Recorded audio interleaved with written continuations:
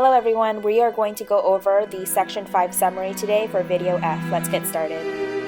The Office of War Information, OWI, worked to improve national communication and founded the National Wartime Music Committee, NWMC, to encourage music that supported the war.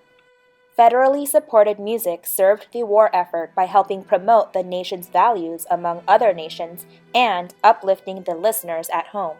When Tin Pan Alley addressed the war, those songs focused on topics such as patriotism, tributes to specific branches of the military, bashing enemies, coping with rationing romance bond drives, factory safety, and saying goodbye. The service songs linked to various branches of the military received more attention during the war years than ever before.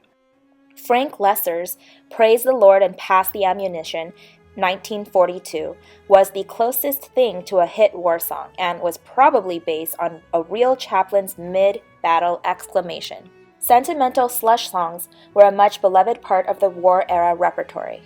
Songs were especially powerful among the soldiers and their families, with White Christmas topping the charts still. Oklahoma from 1943 was the biggest hit of its generation, despite its untried partnership and its novice Broadway choreographer.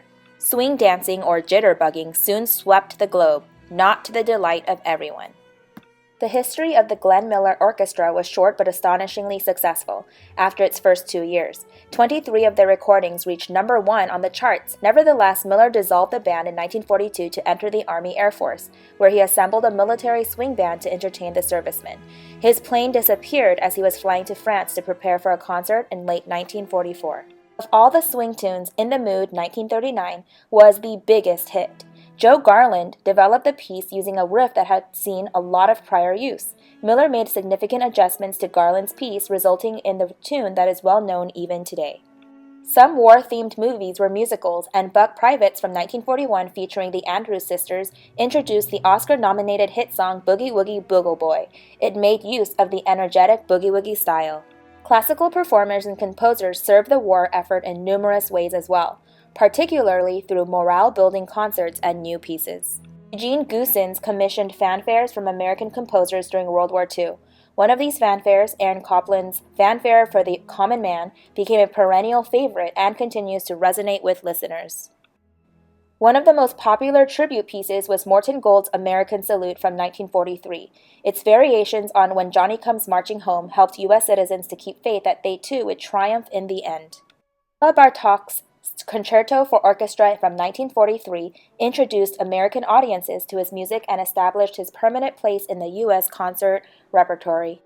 Military leadership wanted to sustain morale among the troops by giving them access to things they enjoyed at home, and music played a large part in that enjoyment.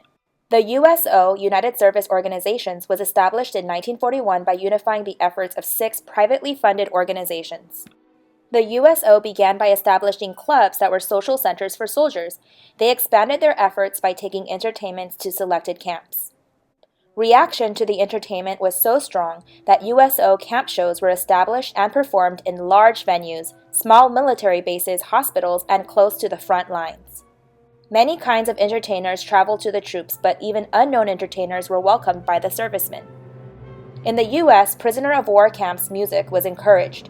POWs served on music committees to organize each camp's activities. Olivier Messiaen was a French POW at Stalag 8A when he wrote Quartet for the End of Time in 1941. He was assisted by a German guard who got him the space and materials he needed to compose. Messiaen had imagery from the apocalypse in mind when he gave the work its title. He also used birdsong to create some of the layers of sound in the first movement. And that's the end of Video F. Thanks everyone. See you next time.